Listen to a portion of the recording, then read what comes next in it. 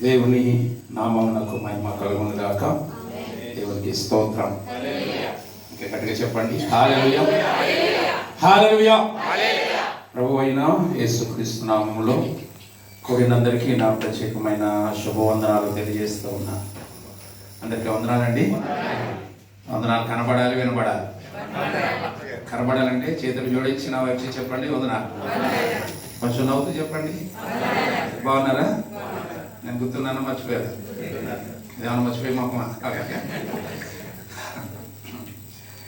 Actually మీ దైవజనులు Daniel Prasad అయ్య గారు, మీరెంతో అదృష్టవంతులు. మీరెంతో అలాంటి సేవకులు మీరు కలిగి ఉండడం నిజంగానే భాగ్యవంతులు అని చెప్తాను. ఆయన్ని పొగడ్డానికి నేను మాట్లాడడం లేదు. ఆయన్ని పొగడ్డం వల్ల నాకేమీ పెద్ద మూట వచ్చిన ఇంట్లో పడదు.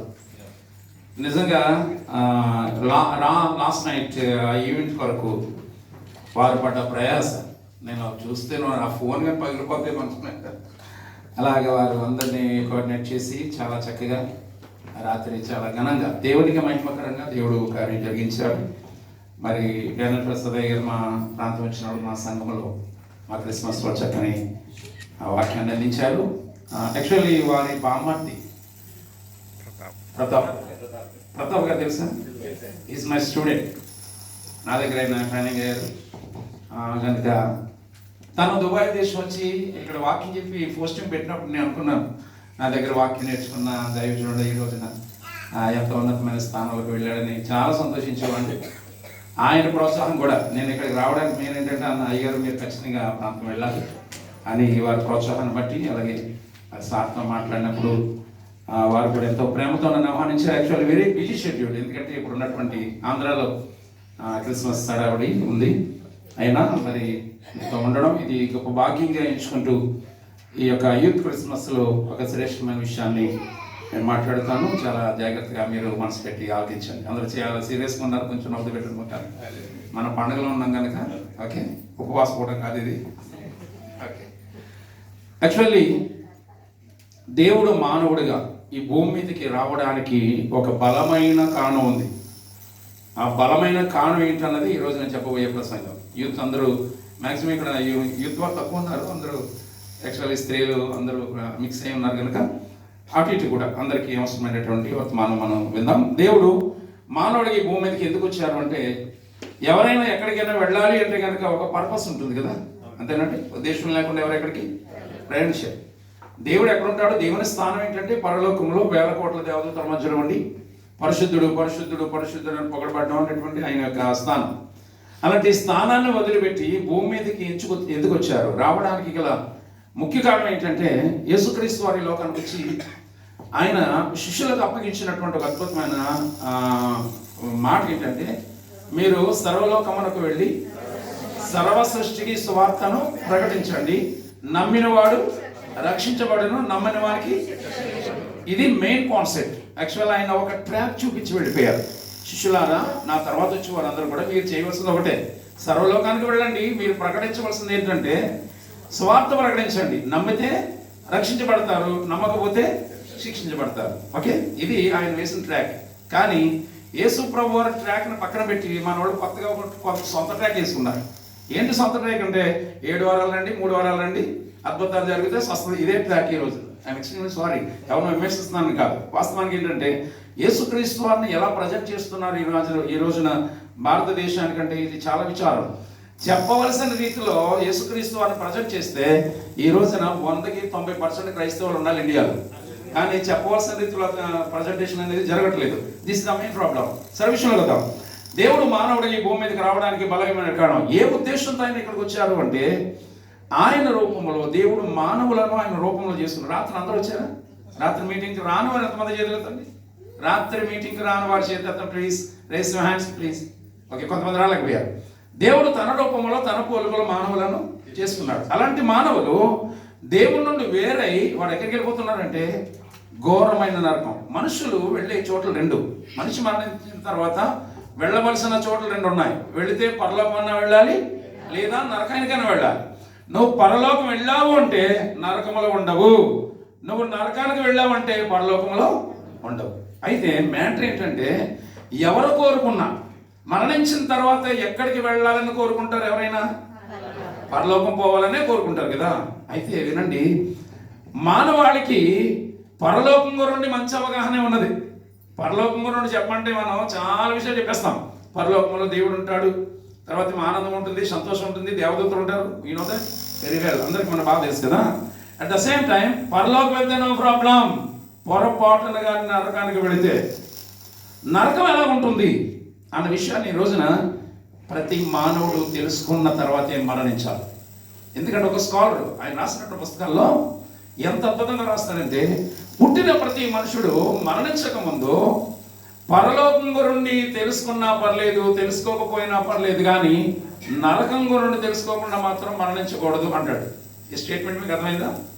ఎలాగండి? పుట్టిన ప్రతి మనుషుడు ఉన్నట పరలోకం గురించి తెలుసుకున్నా పర్లేదట, తెలుసుకోకపోయినా పర్లేదు, కానీ నరకం గురించి తెలుసుకోకుండా మాత్రం వాడు మరణించకూడదు అంటాడు. ఎందుకంటే నరకం ఎంత భయంకరంగా ఉంటుందో మనిషికి తెలిసినప్పుడు వాడు ఖచ్చితంగా ఒక నిర్ణయం తీసుకుంటాడు. ఏమిటా నిర్ణయం అంటే, అమ్మో ఇంత ఘోరమైన నరకానికి నేను వెళ్ళకూడదు, వెళ్ళకుండా ఉండాలంటే నేనేం చేయాలి అనే ఒక అన్వేషణ చేస్తాడట.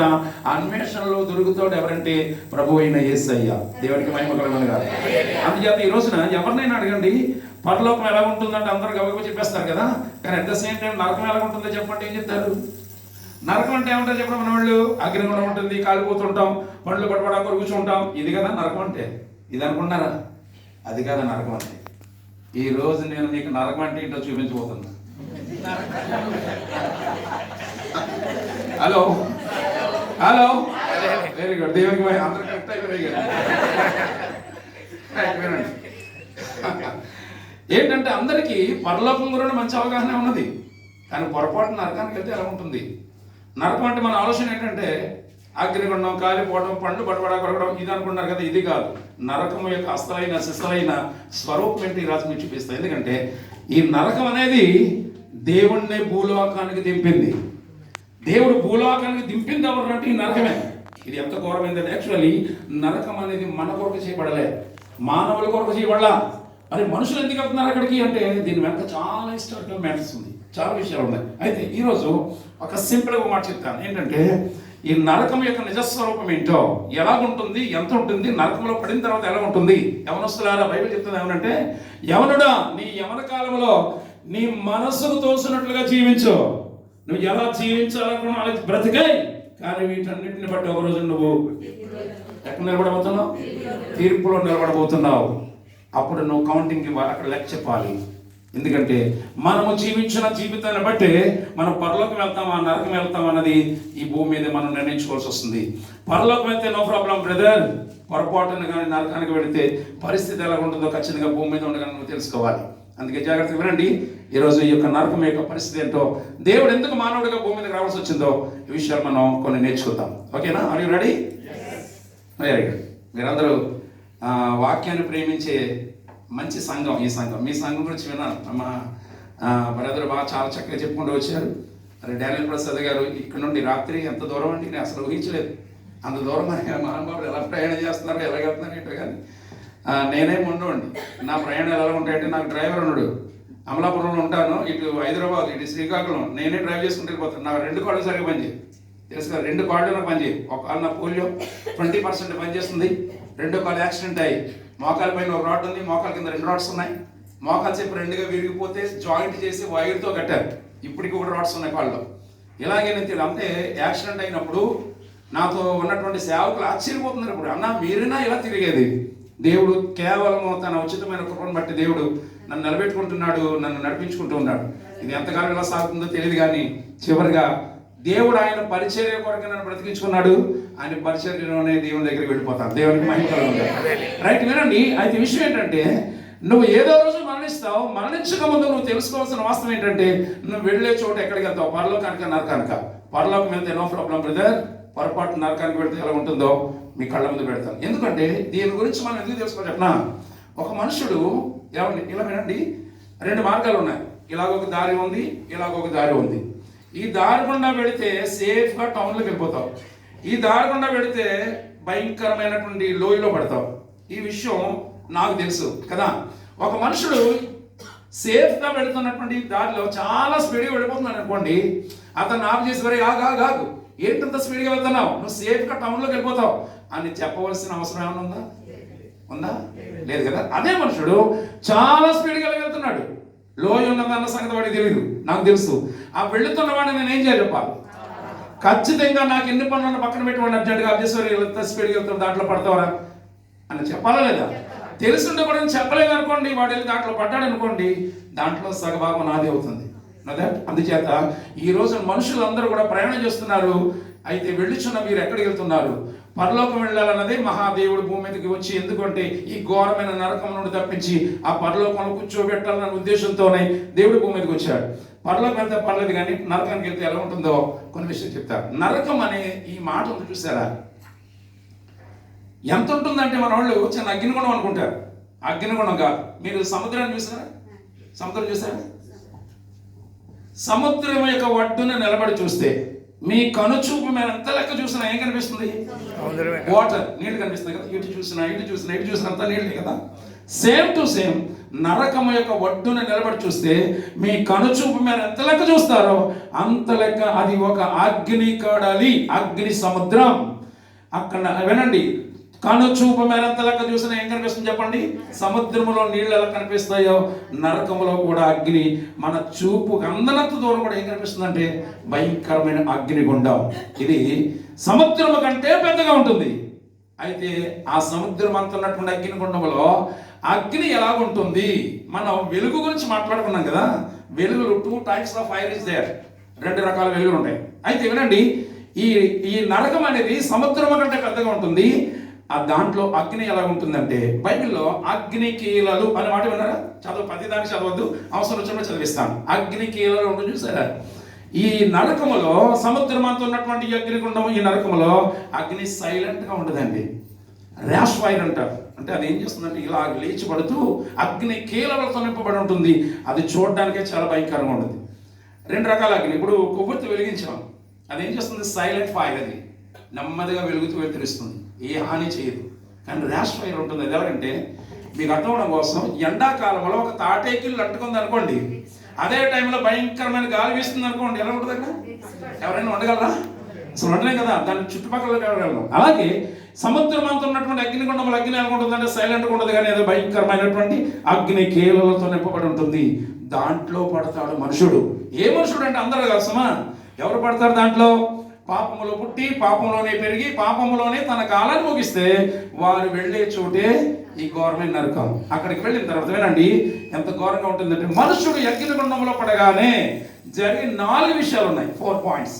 ఈ 4 విషయాలు చెప్పేసి నేను త్వరగానే, మేబీ నాకు తెలిసి ఈ గంట కూడా సరిపోదు, ఇది సుమారు 2 గంటల ప్రసంగం ఇది అయినప్పటికీ షార్ట్ చేసి 4 పాయింట్లు అక్కడికి చెప్పేస్తాను.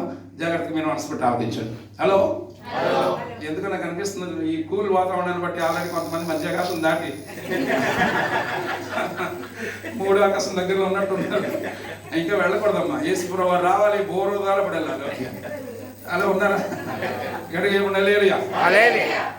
నరకం అనేది దేవుణ్ణి భూమి మీదకి దింపింది. నరకంలో మనుషుడు పడిన తర్వాత 4 విషయాలు జరుగుతాయి. మళ్ళీ చెప్పండి, నరకం ఎంత ఉంటుంది? సముద్రం కంటే పెద్దగా ఉంటుంది. దాంట్లో అగ్ని ఎలా ఉంటుంది? అగ్ని కీలలతో నింపబడి ఉంటుంది కదా. దీంట్లో మనుషుడు పడగానే 4 విషయాల్లో మొదటి ఫస్ట్ పాయింట్, మనిషి పడిన మరుక్షణం అతనికి ఒక గది వస్తుందట. ప్రతిదీ ఎవిడెన్స్ బైబిల్లో చూపిస్తున్నా మాట్లాడుతాను సుమా, నా సొంత దేశాలు ఏముండవు. మనుషుడు పడగానే దాంట్లో అతనికి ఏం చేస్తుంది? గది వస్తుంది. ఎంతమంది పడితే అంతమంది కన్నా గదులు ఉంటాయి. గదులుగా ఉంటుంది కింద ఉన్నటువంటి అగ్నిగుండం. బైబిల్ ఆధారం ఏమైనా ఉన్నదా? మనం ఊహించి చెప్తున్నావా అంటే, మహాజ్ఞాని ఉన్నాడు కదా బైబిల్లో, ఎవరు చెప్పండి? సొలొమోను మహారాజు గారు రాసినటువంటి అనేక విషయాల్లో ఈ విషయం గురించి ఎంత చక్కగా రాస్తారో ఒకసారి చదివితే బాగుంటుందేమో. చదవండి. సామెతల గ్రంథము 7వ అధ్యాయం 27వ వచనం భాగం చదువుదాం. సామెతల గ్రంథము 7:27 చదవండి. దాని ఇల్లు చిన్నమాకు సారునిక తీస్తా ఉన్నారు మన వాళ్ళు. సామెతల గ్రంథం ఎక్కడ ఉంటుందంటే ఆదికాండం పక్కన చూసుకోండి. చదవమ్మా. రైట్. దాని ఇల్లు, ఆగండి, దాని ఇల్లు అన్నాడు కదా. దేని ఇల్లు? ఎవరి గురించి మాట్లాడుతాను? నరకం కాదు. నరకం ఓకే, దాని ఇల్లు పాతాళమునకు పోవు మార్గము, ఆ మార్గము మరణశాలలకు దిగిపోవునది కదా. దేని ఇల్లు? ఎవరిల్లు? సాతాను గురించి మాట్లాడుతున్నాడు ఇక్కడ. దేవునికి ఒక ఇల్లు ఉంది, పరలోకంలో ఉంది. సాతానుకు ఒక ఇల్లు ఉంది, నరకంలో ఉన్నది. సాతాను గడి ఇల్లు ఎక్కడ చెప్పండి? నరకంలో ఉన్నది. దేవుని ఇల్లు ఎక్కడ ఉంది? పరలోకంలో. నేను వెళుతున్నాను, నాకు నివాస స్థలాలు చాలా ఉన్నాయని దేవుడు చెప్పాడు కదా. మనం వెళ్ళే చోటు ఎక్కడికంటే మన గమ్యం ఏమై ఉండాలంటే దేవుని నివాస స్థలానికి వెళ్ళాలి తప్ప సాతాను యొక్క నివాస స్థలానికి వెళ్ళడానికి వీలేదు. సాతాను గడి ఇల్లు ఎక్కడ రాస్తుంది? దాని ఇల్లు పాతాళమునకు పోవు మార్గము, ఆ మార్గము మరణశాలలకు దిగిపోవును అని ఉంటుంది. మరణశాలలు ఉంది కదా. మీ దగ్గర ఇంగ్లీష్ బైబిల్ ఉందా? ఇంగ్లీష్ వెర్షన్ ఉంటే కనుక తెలుగులో సాలలు ఉంటుంది, కానీ మీరు ఇంగ్లీష్ వెర్షన్ చూసినా, మూలాల్లోకి వెళ్ళి చూసినా కొన్ని వెర్షన్స్లో ఇంగ్లీష్ వెర్షన్ చాలా ఎక్కువ ఉన్నాయి మనకి. కొన్ని వెర్షన్స్లో రూమ్స్ అని ఉంటుంది, కొన్ని వెర్షన్స్లో చాంబర్స్ మీన్స్ గదులు. అర్థమైందా? కింద నరకం అనేది ఎలా ఉంటుందంటే ఇలా ఉంటుంది, గదులుగా పడిన ప్రతి ఒక్కడికి ఏమొస్తుంది చెప్పండి?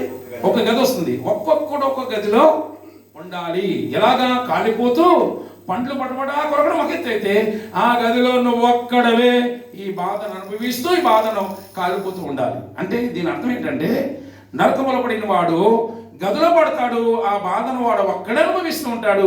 ఈ బాధ ఎవరితోనూ చెప్పుకోవడానికి కానీ ఎవరితో చూడడానికి కానీ ఉండనటువంటి భయంకరమైన విషయం. అంటే ఒంటరితనాన్ని అనుభవిస్తూ ఈ ఘోరమైన అగ్నిగుండాన్ని భరించాలి. ఒంటరితనం అనేది ఎంత భయంకరమైందో అనుభవించిన వాళ్ళకి అర్థమవుతుంది. ఒంటరితనం ఎంత ఘోరంగా ఉంటుందంటే, మనలో ఎవరినైనా ఒక హెలికాప్టర్లో ఒక ఎడారిలో తీసుకెళ్ళి వదిలేశారు అనుకోండి, 4-5 రోజులు బాగానే ఉంటాం. తర్వాత మనుషులు ఎవరో కనపడకపోతే మెంటలు వచ్చి పిచ్చివాడు అయిపోతారు. ఒంటరితనం చాలా భయంకరమైనది కదా. భూమి మీద మామూలుగా ఉన్నప్పుడు ఒంటరితనం అనుభవించలేము. అలాంటిది నరకంలో పడిన తర్వాత గదిలో నువ్వు ఒక్కడే ఏం చేస్తూ ఉండాలి? కాలిపోతూ పండ్లు పడబడా కొరకొచ్చి ఈ ఘోరమైన బాధను అనుభవించాలి. ఈ బాధ ఎవరితోనూ చెప్పుకోవడానికి భూమి మీద ఉన్నప్పుడు ఒక మాట అంటారు మన వాళ్ళు. ఏంటో చెప్పండి? ఏదైనా బాధ వస్తే అది ఎవరితోన్నా షేర్ చేసుకుంటే ఏమవుతుంది? ఎవరితోనైనా చెప్పుకుంటే ఏమవుతుంది? తగ్గిపోతుంది అంటారు. కానీ ఇక్కడ ప్రాబ్లం ఏంటంటే ఈ బాధ ఎవరితోనూ చెప్పుకోవడానికి ఉండదు. నీకు నువ్వే ఆ బాధను అనుభవిస్తూ ఉండాలి. నరకంలో ఉండే మొట్టమొదటి భయంకరమైన బాధ ఏంటంటే ఒంటరితనాన్ని అనుభవిస్తూ ఈ బాధ నా గదిలో నువ్వు ఒక్కడవే కాలిపోతూ ఉండాలి. ఇది ఊహించుకుంటేనే చాలా భయంకరమైన విషయం. This is the first point. నరకం అంటే మనం అనుకుంటున్నాం ఏమనంటే ఏదో చిన్న అగ్ని ఉన్నాం, కాలిపోతూ ఉంటాం, పండ్లు పడవ. ఇది కాదు సార్. నరకం ఎంత ఉందో చెప్పండి? సముద్రం కంటే పెద్దగా ఉంటుంది. నరకం అగ్ని ఎలా ఉంటుంది? మీరు నాకు స్పీడ్గా చెప్తాను, కొంచెం స్పీడ్గా వెళ్ళిపోతాను ముందు. లేదనుకో మీరు మధ్యాహ్నం 4 గంటల దాకా ఎక్కడ ఉంటారు. Hello, very good. దేవుడికి స్తోత్రం కలుగుతుంది. ఇది ఎలా ఉంటుందంటే, అమలాపురం వాస్తవులు ఎంతమంది ఉన్నారు ఇక్కడ? కోనసీమ వాళ్ళు ఉన్నారు. Is there anyone? అందరూ కోనసీమ? అయితే మన వాళ్ళు అందరూ ఉన్నాయి. ఓకే, నేను కోనసీమ వాడిని. Okay, right. వినండి. ఇది ఎలా ఉంటుందంటే, అమలాపురం నుండి హైదరాబాద్ బస్సు బయలుదేరిందటండి. మధ్యలో అర్ధరాత్రి 1:02 టైంకి బస్సు డ్రైవర్కి ఆటోడికి వచ్చిందండి. ఆటోడికి వస్తే గబగబా అంబులెన్స్ వచ్చింది, హాస్పిటల్ తీసుకెళ్ళింది. బస్సులో ఉన్న వాళ్ళు అందరూ అలా ఉండిపోయారు. ఏం చేయాలి అర్థం కావట్లేదు వీళ్ళు. చాలా అర్జెంట్ పనులు ఉన్నాయి ఉదయాన్ని అందరికీ. తేవ చూస్తే డ్రైవర్ ఏమి ఎలాగైపోయాడు. దాంట్లో ఒకరికి చాలా అర్జెంట్ పని ఉంది అన్నాడట. మరే అర్ధరాత్రి ఎలాగ ఆగిపోయాం, డ్రైవర్ దొరికే పరిస్థితి లేదు కనుక ఈ బస్సులో ఉన్న వాళ్ళు ఎవరికి డ్రైవింగ్ రాదేంటి అన్నాడు. దాంట్లో ఒకడు అన్నాడంటే నాకు వచ్చాడు అన్నాడు. ఇంకా చూసావేంటి బాబు, రా చెప్పి తీసుకొచ్చి కూర్చోబెట్టారు. డ్రైవింగ్ చేస్తున్నాడు, బస్సు ప్రయాణం చేస్తుంది. అందరూ అనుకున్నారు ఆ డ్రైవర్ పోతే పోయాడు కానీ మంచి డ్రైవర్ దొరకడం మనకి. ఉదయాన్నే వెళ్ళి పనులన్నీ చూసుకుందామని హాయిగా ఈ రాత్రి పూట ప్రయాణమేమో ఈ చల్లగాలికి ఈ బస్సులో ఉన్న వాళ్ళందరూ మీకులా కాదులేండి. ఓకే, బాగా వింటున్నారు. సరే, ప్రయాణం చేస్తున్నారు, బస్సు ప్రయాణం చేస్తుంది, తెల్లవారుతుంది, వెతురు వస్తుండగా దాంట్లో ఒకడు అన్నాడట, ఒరే హైదరాబాద్ వచ్చేసాను లేకండి అని చెప్పి లేచి బయటికి చూస్తే ఎక్కడ బస్సు అక్కడే ఉంది. ఏమైంది ఎందుకు అంటే మధ్యలో వచ్చాడు కదా ఈ డ్రైవర్. ఆ డ్రైవర్ ఎవడంటే రోడ్ రోలర్. తెలుసా మీకు రోడ్ రోలర్ అన్నారా? ఆ రోడ్ రోలర్ నడిపే డ్రైవర్ అంట అమ్మాయిన. అందుకే రోడ్ రోలర్ డ్రైవర్ ఏం చేస్తాడు చెప్పండి? ముందుకెళ్ళడం ఇదే పని చేశాడు తెల్లవాళ్ళు. అది చేస్తాడు. నేను అడిగిన దానికి సమాధానం చెప్తే స్పీడ్గా ముందుకెళ్తాను. లేదనుకోండి నరకం అంటే ఎంత ఉంటుంది అక్కడి నుంచి మొదలు పెడతాం. అది సార్. హలో, హల్లెలూయా. నరకం అనేది ఎంత ఘోరమైందంటే మహాదేవుడే భూమి మీదకి రావాల్సి వచ్చింది ఈ నరకము నుండి మనల్ని తప్పించడానికి. నరకం అనేది సముద్రం అంత ఉంటుంది, అగ్నితో నింపబడి ఉంటుంది, భయంకరమైన అగ్ని కేలలతో నింపబడి ఉంటుంది. దాంట్లో మనుషుడు పడగానే 4 విషయాలు జరుగుతాయి. దాంట్లో మొదటిది గదిలో పడతాడు. ఆ గదిలో ఒంటరిగా ఈ బాధను అనుభవిస్తూ బ్రతకాలి, ఎవరితోనూ చెప్పుకోవడానికి బాధ. Second point. రెండవది, యేసుక్రీస్తు వారు ఈ లోకంలో ఉన్నప్పుడు ఆయన చెప్పినటువంటి ఇలిస్ట్రేషన్స్లో ఒక అద్భుతమైన ఇలిస్ట్రేషన్ ఉందండి.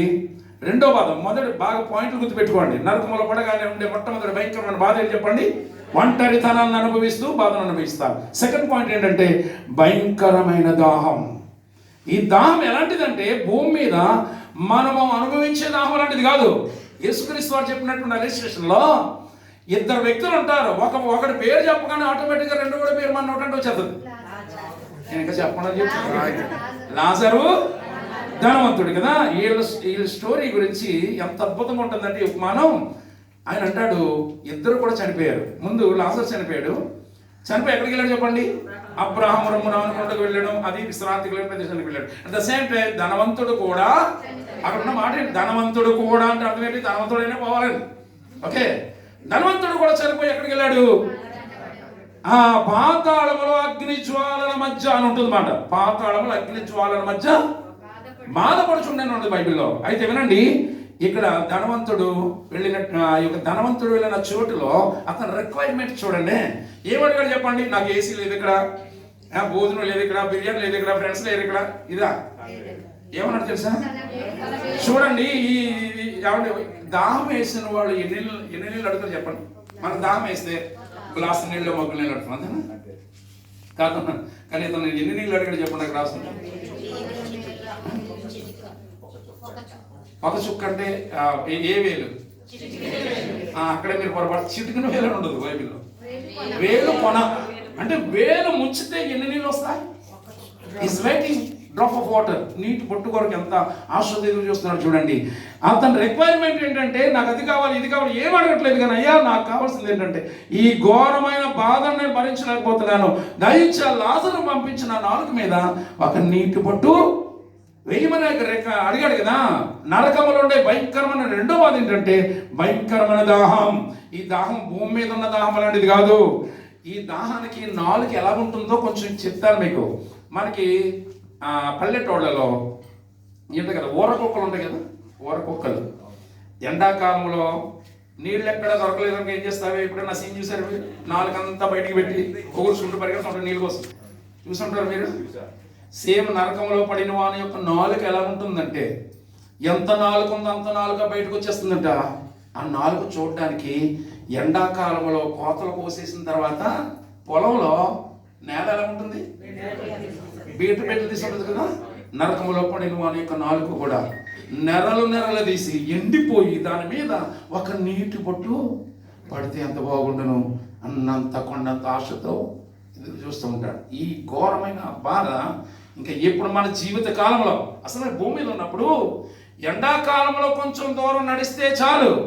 కూల్ డ్రింక్ షాప్ ఎక్కడ ఎదుర్కొంటాం కదా మనం, ఏమండి? కానీ అక్కడికి వెళ్ళిన తర్వాత మ్యాటర్ ఏంటంటే ఈ ఘోరమైన బాధను అనుభవిస్తూ ఈ నరకంలో మొదటిది ఒంటరితనం అనుభవిస్తూ ఈ ఘోరమైనటువంటి ఈ బాధను అనుభవిస్తున్నాడు. నేను దీని గురించి స్టడీ చేస్తున్నప్పుడు అసలు దేవుడు గదులు ఎందుకు పెట్టాడబ్బా?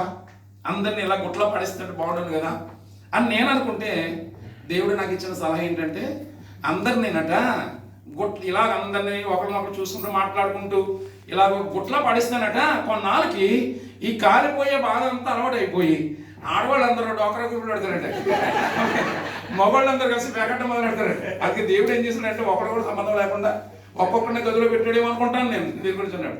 మ్యాటర్ ఏంటంటే నరకం అనేది సామాన్యమైనది కాదు. ఆ మహాదేవుడి భూమి మీదకి రావడానికి మెయిన్ రీజన్ ఏంటంటే ఈ నరకమే. అద్భుతాలు స్వస్థత చేయడానికి కాదు. అద్భుతాలు స్వస్థతలు అనేవి అనే పరిచర్యలో it's a very small part only, చిన్న భాగం మాత్రమే. దాన్ని మెయిన్ కాన్సెప్ట్ చేస్తారు ఈ రోజున. మహాదేవుడు మానవుడిగా భూమి మీదకి రావడానికి ముఖ్య కారణం ఏంటంటే నశించిన దానిని వెతికి రక్షించడానికి. ఎక్కడ నశించిపోతున్నాం మనం? దేవుడి నుంచి వేరే నరకానికి పోయి నశించిపోతున్న మనల్ని రక్షించడానికి మహాదేవుడు భూమి మీదకి వచ్చాడు.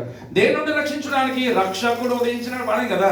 దేని నుండి రక్షించడానికి వచ్చాడు మహాదేవుడు అంటే ఈ ఘోరమైన నరకం నుండి మనల్ని విడిపించడానికి. నరకం ఎంత ఉంటుంది? అగ్ని ఎలా ఉంటుంది? అగ్ని కేలతోనే పడి ఉంటుంది. దాంట్లో పడిన వాడు అనుభవించే బాధలు మొదటి బాధ ఒంటరితనాన్ని గదిలో అనుభవిస్తూ బ్రతకాలి. రెండవది భయంకరమైన దాహం. దాహం అంటే భూమి మీద ఉన్న దాహం లాంటిది కాదు. నాలుగంతా ఎండిపోయి నెరలు తీసి దాని మీద ఒక నీటి పొట్టు పడితే బాగుండు కొండంత ఆశతో అతను ఎదురు చూస్తూ ఉంటాడు. ఇది రెండవ భయంకరమైన బాధ. ఇకపోతే మూడవది నరకం గురించి చెప్పిన తర్వాత లాస్ట్లో ఇక్కడికి వెళ్ళకుండా ఉండాలంటే ఏం చేయాలన్నది నా మెయిన్ కాన్సెప్ట్. జస్ట్ ఇంట్రొడక్షన్ చెప్తున్నాను అంతే. ఓకే, అయిపోయింది దగ్గర. హల్లెలూయా, దేవునికి మహిమ కలుగును గాక. మూడవది ఫస్ట్ పాయింట్ ఏంటి చెప్పండి? ఒంటరితనం అనుభవిస్తూ ఉండాలి. రెండవది భయంకరమైన దాహం అనుభవిస్తారు. మూడవది నరకములో పడిన వాడు ఇలా అనుకుంటాడట, ఏమనంటే అసలు ఈ ఘోరం ఇంత ఘోరమైన నరకం ఉందని నాకు ఎవడన్నా చెప్పుంటే ఇక్కడికి వచ్చి ఉండేవాడు కాదు కదా, అయ్యో నాకు ఎవడన్నా చెప్పుంటే ఎంత బాగుండరా అని ఇలాగ ఆలోచిస్తూ ఉండగా, వినండి, ఈ రోజు ఈ ప్రసంగం విన్నవారు ఎవరైనా కానీ నరకానికి వెళితే అప్పుడు నువ్వు అనుకుంటా, అయ్యో ఈ గవర్నమెంట్ నరకం ఉందని ఎవడన్నా చెప్పుకుంటే ఎంత బాగుండును అని ఆలోచించే లోపల ఇప్పుడు నేను మాట్లాడిన మాటలు కనబడతాయట. అప్పుడు అనుకుంటా ఉంటా, అయ్యో మనం డానియల్ ప్రసాద్ అయ్య గారు ఒక ఆయన తీసుకొచ్చాడు, అమలాపురం నుంచి అడ్వాన్స్ వచ్చాడు. అప్పుడు ఆ రోజు చెప్పినప్పుడు కూడా వినకుండా ఎంత నిర్లక్ష్యం చేశాను. ఆ రోజు చెప్పిన మాటలు విని ఆ యేసుక్రీస్తుని అంగీకరించి ఉంటే కనుక ఈ బాధ వచ్చి ఉండేది కాదు కదా. అయ్యో ఎంత పొరపాటు చేశాను, ఎంత దుర్మార్గమైన పని చేశానని నిన్ను నీవే నిందించుకుంటూ కొట్టుకుంటూ తిట్టుకుంటూ నిన్ను చూసుకుని నువ్వే అసహించుకుంటూ బ్రతికే దుర్భరమైన బ్రతికే మూడవది. ఇది ఎలా ఉంటుందంటే నరకంలో పడిన వాడు ఈ బాధను అనుభవించలేక ఇంత ఘోరమైన బాధ ఉందని నాకు ఎవడన్నా చెప్పుంటే ఇక్కడ కూర్చుండేవాడు కాదు కదా అని అనుకునే లోపల ఈ మాటలు వినబడి నిన్ను నీవే చుట్టుకుంటావట, నిన్ను నీవే కొట్టుకుంటావట. ఇది కొంచెం మీకు అర్థం అవడం కోసం ఇలా ఎక్స్ప్లెయిన్ చేస్తాను. ఇది ఎవరి మీద పెట్టినా ప్రాబ్లమే, అందుకని నా మీద నేనే పెట్టుకుంటాను. ఓకేనా? నేనే కనుక నరకానికి వెళ్ళాను అనుకోండి, వెళ్ళనమ్మాయి అసలు ఎక్కువ, కానీ నాకు బెర్త్ కన్ఫర్మ్ అయిపోయింది. పరలోకంలో బెర్త్ కన్ఫర్మ్ చేశాడు, నాకు వేసుకో చూపించాడు. ఎలా చూపించాడంటే 3 times చనిపోయాను నేను, 3 సార్లు. చిన్నప్పుడు పోలియోలో చనిపోయాను. 2వ సంవత్సరం వయసులో పోలియోలో చనిపోతే మా అమ్మగారు నాన్నగారు చేసిన ప్రార్థన బట్టి నేను బతికాను. అది ఫస్ట్ పాయింట్. రెండవది 10th క్లాస్ 7 సార్లు ఫెయిల్ అయిపోయింది ఇంగ్లీష్లో, 7 times. అప్పుడు అనుకున్నా ఇలాంటి బతుకు అవసరం అని చెప్పి ఎండ్రిన్ బాటిల్ తీసుకుని తాగేసి చనిపోదామని మా ఊళ్ళో మా వ్యాండ్ర అని ఊరు వస్తే మీకు అర్థమవుతుంది, ఒక చెరువు ఉంటుందండి. ఆ చెరువు గట్టుకి జేబులో పెట్టుకొని ఆ చెరువు గట్టుకి వెళ్ళి తాగిద్దామని చెప్పి నేను బయలుదేరి వెళ్ళాను. ఈ లోపల నా చేతిలో ఎవరో ఒక మా ఊళ్ళో రైతులు ఎక్కువ, ఈయనేమో పాస్కర్ అబ్బాయి, వీళ్ళకేమో పొలాలు లేవు, తేడా చూస్తే వీడి చేతిలోనేమో ఎండు పట్టడం చేసి తేడా ఉందని చెప్పి నాకు తెలియకుండానే ఆయన నన్ను వెంబడించుకుంటూ వచ్చాడు. నేను చెరువు అవతలకు వెళ్ళి ఓపెన్ చేస్తున్న లోపల పరుగును వచ్చి నన్ను గట్టిగా పట్టుకొని చేతిలో బాటిల్ లాగేసుకున్నాడు. లాగన్నాడు, ఏమైంది, ఏం చేస్తున్నావు నువ్వు అన్నాడు. నేను సరైన సమాధానం చెప్పలేకపోయాను. అప్పుడు నన్ను పట్టుకుని తీసుకొచ్చి మా నాన్నగారికి అమ్మగారికి అప్పగించాడు. ఆ రోజు నా వ్యక్తి రాకపోతే ఈ రోజున పండు డేవిడ్ రాజు అనేవాడు లేడు. అప్పుడు వెళ్ళిపోవాలి. ఇకపోతే మూడవది యాక్సిడెంట్ టైంలో కాలు మొత్తం నేను డెత్లోకి వెళ్ళిపోయాను అనుకున్నాను. అందరూ అనుకున్నాను ఇంకా డేవిడ్ రాజు గారు అయిపోయారు, ఫినిష్ అనుకున్నాను. దేవుడు అన్నాడు, నాయన అప్పుడు వచ్చేసి వింటారా, నీకు చాలా టైం ఉంది, ఇదిగో నెక్స్ట్ టైం వచ్చినప్పుడు నువ్వు ఇక్కడ ఉంటావు అని చెప్పి నాకు బెర్త్ చూపించి పంపించాడు. తిరిగి వచ్చాను మళ్ళీ. ఓకే, అందుచేత ఎందుకు చెప్తున్నానంటే నేను ఎట్టి పరిస్థితులు ఎక్కడికి వెళ్తాను మీకు అర్థమవడం కోసం చెప్తున్నాను. నేనే కనుక నరకానికి వెళ్ళాను అనుకోండి, నా పేరేంటి, డేవిడ్ రాజు కదా. నరకంలో నేను ఎలా బాధపడతాను చెప్పిన, ఒరే డేవిడ్ రాజుగా ఎంత పని చేశారు ఆ దుర్మార్గుడా, ఎవరిని ఆ రోజు మహానుభావుడు చెప్పాడు కదా నరకం ఉందని. ఈ నరకం నుండి తప్పించుకోవాలంటే ఏంటో కూడా చెప్పాడు కదా, చెవులారా వినుండి కూడా ఎంత నిర్లక్ష్యం చేసేవారా దుర్మార్గుడా, నన్ను నేనే తిట్టుకుంటూ నన్ను నేనే అసహించుకుంటూ. ఇలాంటి బతుకు ఎక్కడైనా ఉంటుందండి? భూమి మీద ఉన్నప్పుడు ఎవడైనా ఒక మాట అంటే సరే వెళ్ళిపోతాం కదా, అక్కడికి వెళ్ళిన తర్వాత ఎవరి మీదకి వెళ్ళావు, నిన్ను నీవే తిట్టుకుంటావు, నిన్ను నీవే కుట్టుకుంటూ అసహించుకుంటావు. ఇంత ఘోరమైన భయంకరమైన స్థితే ఈ నరకంలో ఉండే మూడవ బాధ.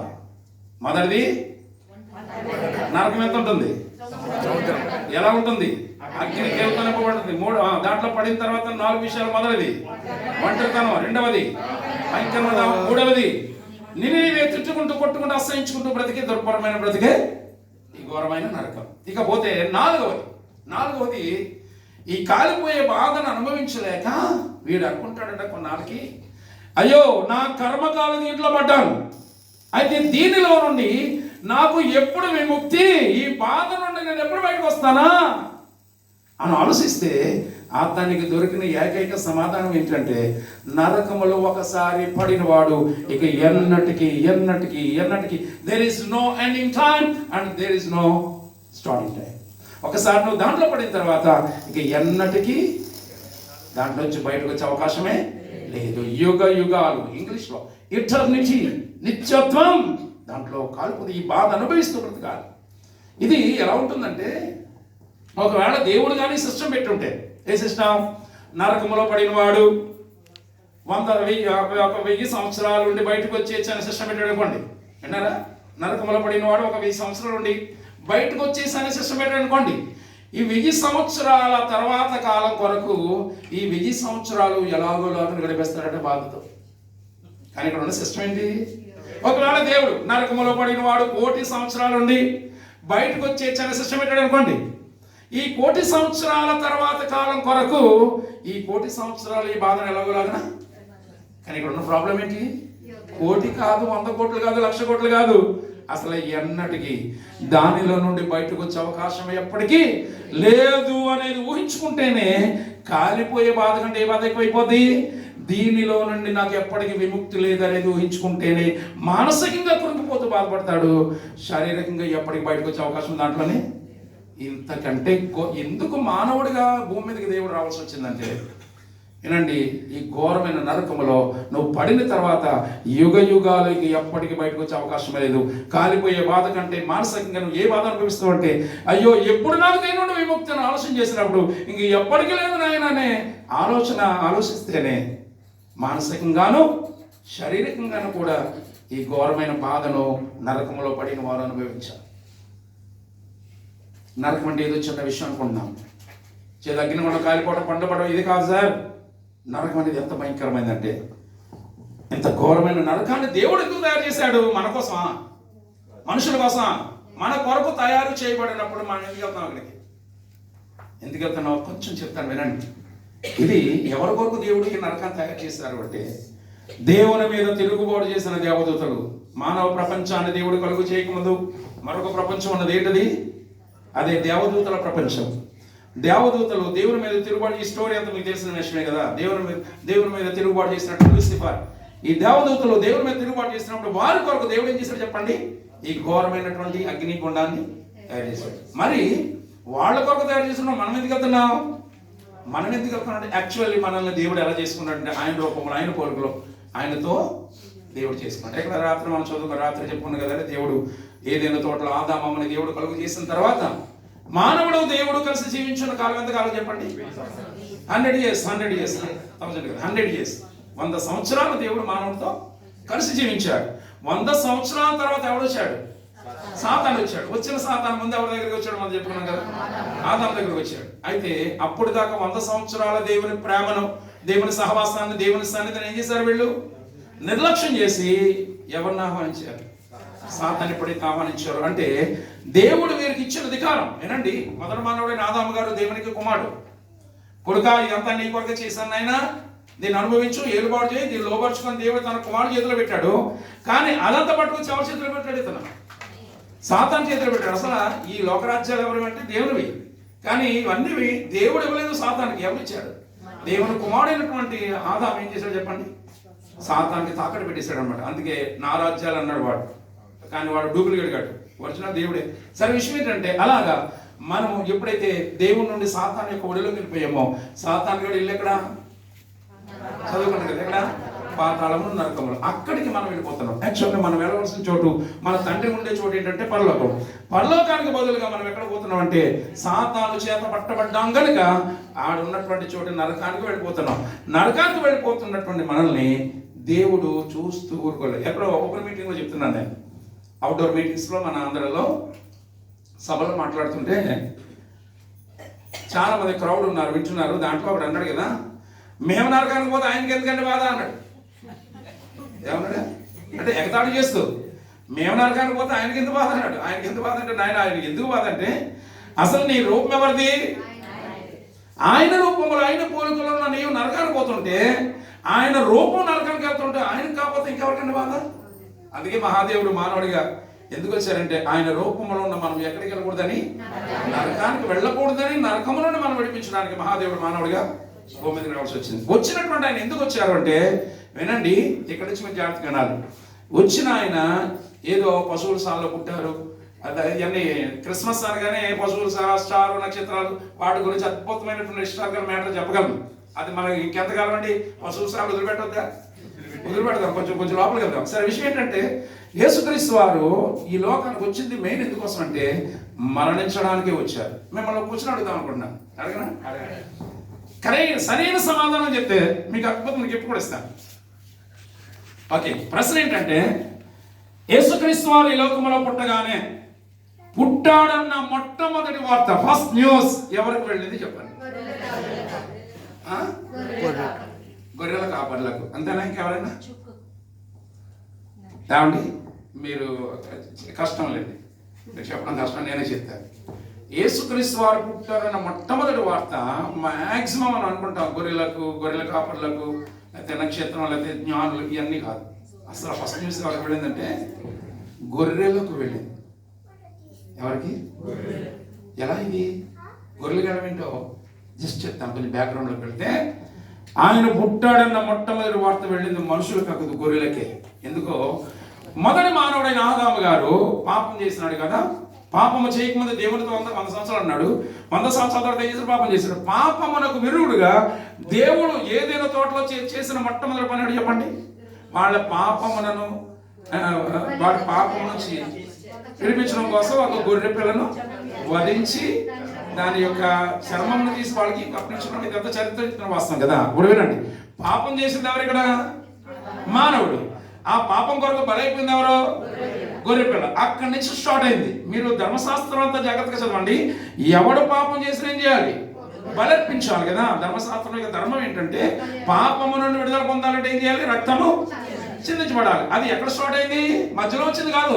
మొదటి మానవుడైన ఆదాము పాపం చేసినప్పుడే అక్కడే దేవుడు పరిష్కారం చేశాడు. నరకానికి వెళ్లకుండా ఉండడం కొరకు దేవుడు ఇచ్చిన పరిష్కారం ఏంటంటే, ఒరే నాయన, ఈ పాపంలో పడ్డాం కనుక నీ మార్గం ఎక్కడికి? నరకానికి పోతావు. అక్కడికి వెళ్లకుండా ఉండాలంటే ఇప్పుడే నేను ఒక పరిష్కారం ఏర్పాటు చేస్తున్నానని దేవుడు ఏం చేశాడంటే ఒక గొర్రె పిల్లను వధించాడు. పాపం చేసింది మనుషుడు, బలైపోయింది ఎవరు? అక్కడ గొర్రె పిల్ల బలైపోయింది. అక్కడ నుండి ధర్మశాస్త్రంతో చెప్తుంది, ఎవడు పాపం చేసినా ఏం చేయాలి చెప్పండి? గొర్రె పిల్లను వధించాలి.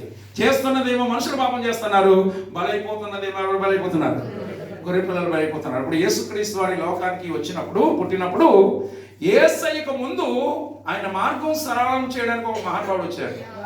యోహాను గారు ఏ ప్రకటన చేశారు అంటే సమాజానికి, అందరూ అనుకున్నారు రాబోయే మెస్సయ్య నువ్వే కదా అనుకుంటే, ఎవరైనా ఆయనలారా నేను కాదు, ఆయన చెప్పులు వారు మోయడానికి కూడా కాదని ఆయన యేసు ప్రభు వారిని చూపించి అంటున్నాడు, ఇదిగో లోక పాపములను మోసుకొని పోవు దేవుని. అంటే మనిషి పాపం కోసం ఎవరు బలైపోతున్నారు? అప్పటి వరకు గొర్రె బలైపోతున్నాయి. ఇప్పుడు యేసయ్య ఎలా వచ్చాడు? గొర్రె పిల్లగా వచ్చాడు కదా. వచ్చినటువంటి ఆయన పుట్టాడన్న మొట్టమొదటి వార్త ఎవరికి వెళ్ళిందంటే, గొర్రెలారా మీకు శుభవార్త, ఇక మీరు మరణించిన అవసరం, మీ అందరి పక్షంగా మరణించడానికి అసలైన సిసలైన గొర్రె పిల్ల వచ్చేసింది, ఆనందించండి, సంతోషించండి అని మొట్టమొదటి వార్త దేవుడు ఎవరు పంపాడు? ఆధారం ఉందా బైబిల్లో? ఉంది, చదవండి. ఎంత బాగుంటుందంటే ఇది యోబు గ్రంథంలో 2:36. యోబు గ్రంథం 36 వచ్చి ఆయన వచ్చుచున్నాడు అనే వార్త ఎవరు చెప్పారంటే, ఆయన ముందు యోబు గ్రంథం 36 వచ్చి లాస్ట్ వచనం చదవండి, లాస్ట్ లైన్. ఆయన గర్జనను తాను వచ్చుచున్నాడని పశువులకు తెలియచేయును. పశువు ఏమండి? బలి పశువు ఎవరు చెప్పండి? గొర్రె పిల్ల. ఎందుకు గొర్రె పిల్లకి వచ్చినప్పటి వరకు మానవుల పాపల కోసం ఎవరు బలైపోతున్నారు? గొర్రెలు బలైపోతున్నాయి కదా. అందుకే యేసు ప్రభువు పుట్టగానే మొట్టమొదటి వార్త ఎవరు? ఇంకా మీకు కొంచెం బెటర్ ఎక్స్ప్లెనేషన్ ఏంటంటే, వింటున్నారా? హలో, నా వైపు చూడండి అందరూ. కొంచెం నా మొక్కం మీకు నచ్చినా నచ్చకపోయినా ఈ కొంచెం సేపు నా వైపు చూస్తుంటే బాగా అర్థమవుతుంది. ఉన్నారు కదా ఇక్కడ. ఈ మధ్యకాలంలో చర్చికి వెళ్ళాలండి మన ఆంధ్రాలు అంటే మర్చిపోలేకపోతున్నాను. అమ్మాయి మహాతల్లి కళ్ళ ముందు కనబడుతున్నా. ఎవరు మండపెట్ట 2000 మంది సంఘం ఉపవాస ప్రార్థనలో జరిగిన సంఘటన వాక్యం చెప్తున్నానండి. మధ్యలో ఎవరో ఒక ఆవిడ కూర్చుంది. నేను మనిషి అనుకోవట్లా, ఎందుకంటే సాధారణంగా ముసుగేసుకున్నారు. ఎలాగేసుకుంటారు?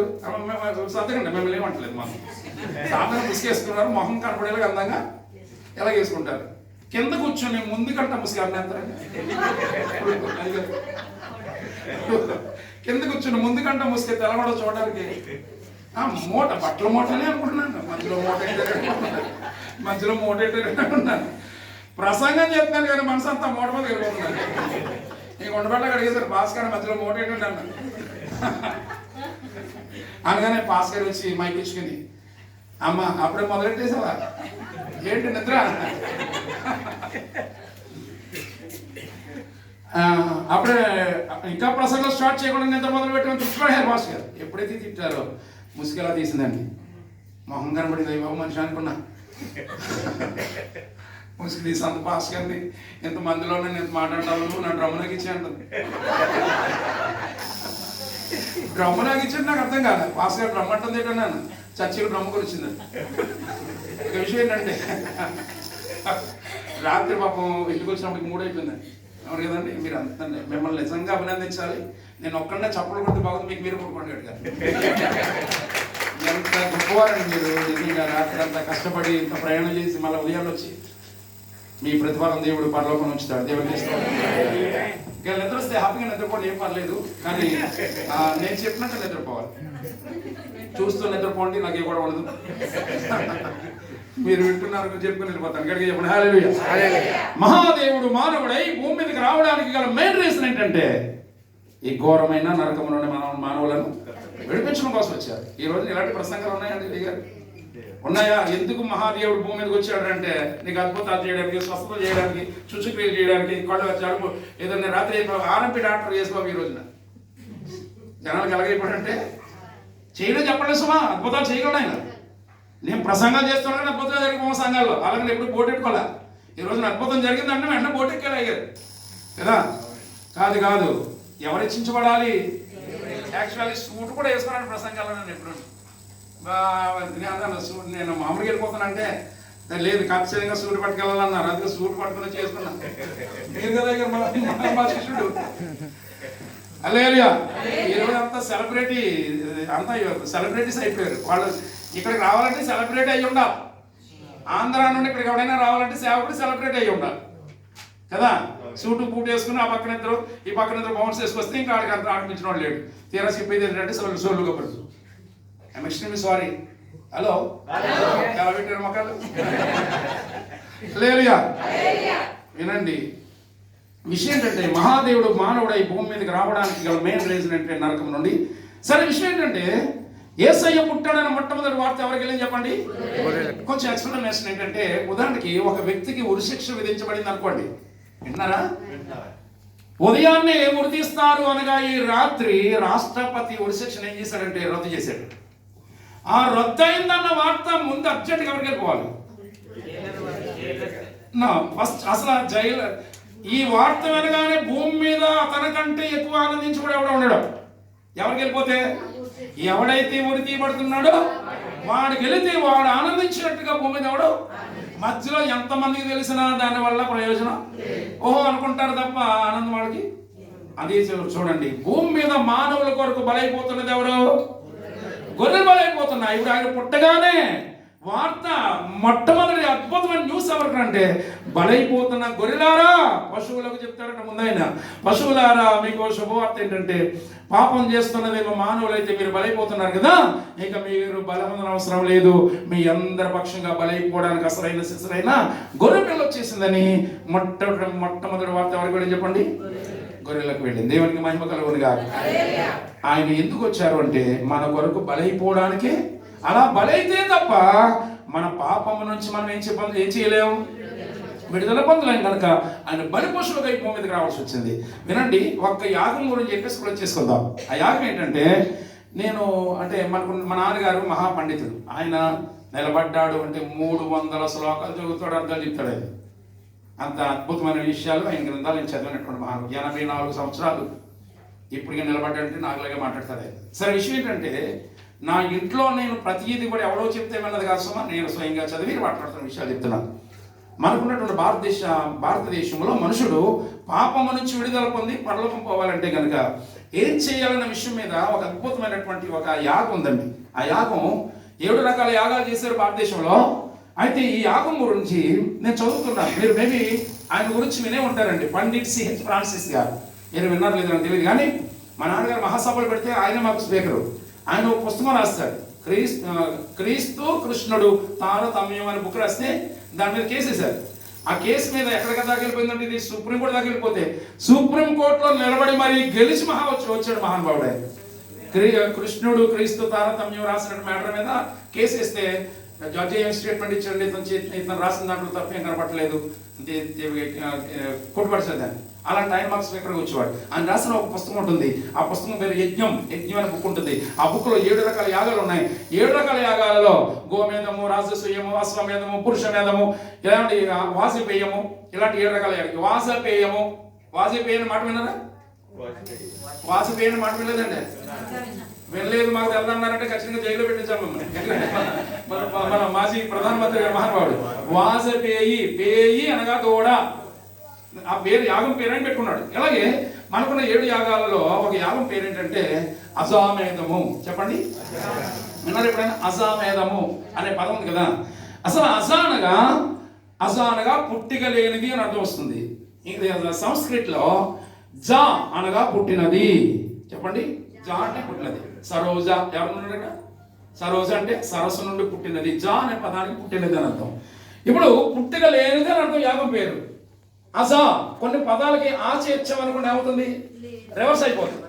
కొన్ని పదాలకు ఆచేస్తే సత్యం ఉందండి, దానికి ఆచేర్చం రివర్స్ అవుతుంది. నీతి ఉంది, ఆచేర్చండి. ఇలా ఏంటంటే జా అనగా పుట్టినది, దానికి ఏం చేర్చారు? ఆచేర్చారు. అజా అనగా పుట్టిక లేనిది. యాగం పేరు చాలా విచిత్రంగా ఉంది. పుట్టిక లేని దానిని తీసుకొచ్చి బలివ్వాలి. పుట్టిక లేకపోతే బలి ఎలాగిస్తాం అన్నది క్వశ్చన్ కదా. వినండి, పుట్టిక లేనిది ఎవరు అంటే యాక్చువల్లీ బైబిల్ ప్రకారం చూస్తే పుట్టిక లేని దానిని పట్టుకొచ్చి బలివ్వాలని యాగం ఉంది కదా. అసలు పుట్టిక లేని వాడు ఎవడంటే బైబిల్లో ఇంకో మాట చెప్తాను. అజామేధం అనే దాని గురించి ఎక్కడ ఉంటుందంటే ఋగ్వేదం 1వ మండలం 22వ అనువాకం 161వ సూక్తంలో గోమేధం అని కూర్చిన వివరణ ఉంటుంది. ఆ వివరణలో కిందకి మీరు చదువుకుంటూ వచ్చేస్తే కనుక ఒక హెడ్డింగ్ కనబడుతుంది. ఏమనంటే అజామేధం అని కూర్చున్న వివరణ అని ఉంటుంది. దాని కింద ఏం రాస్తుందో అక్షరం కొలిపోకుండా మీ ముందు పెడతానని వినండి. అజామేధం యొక్క వివరణ కింద రాస్తున్నటువంటి మ్యాటర్ ఏంటంటే మచ్చలేని ఒక మేకను తీసుకుని వచ్చి దానికి ఒక పట్టు వస్త్రమును చుట్టి దాని తల మీద ఒక ముళ్ళ కంపను పెట్టి దాన్ని తీసుకుని వెళ్ళి ఎండలో ఒక యూపస్తంభమునకు దానిని కట్టి దానికి దాహం వేసినప్పుడు దానికి చేతును పట్టించి తర్వాత బ్రాహ్మణోత్తములందరూ దాని ముందు మోకాళ్ళు వేసి ప్రార్థన చేయాలంట. నీవే పరమాత్ముడవు, నీవే పరమనకు పోయే మార్గం అని చెప్పి దానికోసం ప్రార్థన చేయాలంట. తర్వాత దాన్ని తీసుకుని వచ్చి చెక్క బల్ల మీద దాన్ని పడుకోబెట్టి 4 కాళ్లను 4 మూలలకు లాగిపెట్టి 4 కాళ్లలో 4 మేకులతో ఆ చెక్క బల్లకు దాన్ని బంధించి దాని పక్కన గాయము చేసి దాని రక్తాన్నంతటి బయట తీయాలట. తీసిన తర్వాత మేక చనిపోతుంది. చనిపోయిన మేకకు తిరిగి మళ్ళా ప్రాణప్రతిష్ఠ చేయవలను. ప్రాణప్రతిష్ఠ చేసిన మేకను అందరూ కలిసి పూజించవలను అనే వివరణ దాంట్లో రాస్తుంది. అలా ఏమన్నా ఉన్నారు మీరు? అయితే విషయం ఏంటంటే ఈ యాగాలన్నీ చదువుతున్నాను, నాకు అర్థమైంది. కానీ గోమేధం అంటే అర్థమైంది. గోవు అనగా ఆవు తీసుకొచ్చి వాళ్ళు ఇచ్చారు. అశ్వమేధము, అశ్వం అనగా గుర్రం, దశరథ మహారాజు చేశాడు. ఇలాగా అయితే ఈ యొక్క అజామేధం గురించి నాకు అర్థం కాలేదు. నేను చెప్పాలంటే ఖచ్చితంగా ఎవరు చెప్పాలి? బ్రాహ్మణోత్తములు తప్ప ఎవరు చెప్పలేదు. ఎవరిని అడిగినా ఏమన్నారంటే అది మాకు తెలియదు అన్నారు. అయితే నేను అమలాపురంలోకి ఇంట్లో ఉన్నానండి. 3 పోర్షన్ ఇల్లు. నేను మధ్య పోర్షన్లో సుమారు 20 years ఉన్నాను. ఆ పక్కన ఈ పక్కన చాలా మంది వెళ్ళిపోయారు. ఉన్నట్టుండి ఒక బ్రాహ్మణుడు యొక్క కుటుంబం మా పక్కకు వచ్చింది. అది ఆయన వైఫ్ నా వైఫ్ ఒకే డిపార్ట్మెంట్లో పనిచేస్తున్నారు. ఈ కారణం చేత పక్క నుండి స్నేహితులు అవుతాం కదా. ఎంత ఫ్రెండ్స్ అయిపోయామంటే ఆయనేమో శివాలయంలో పోతారు, నేనేమో యేసుబాబు పాస్టర్ గారు. ఇద్దరికి ఫ్రెండ్షిప్. నన్ను ఎలా ఎక్కిరించేవాడు అంటేనండి, ఏమంటే పాస్టర్ గారు ఈరోజు కోటాలు లేవా మీకు అనేవాడు. నేననేవాడిని ఈరోజు తినకారు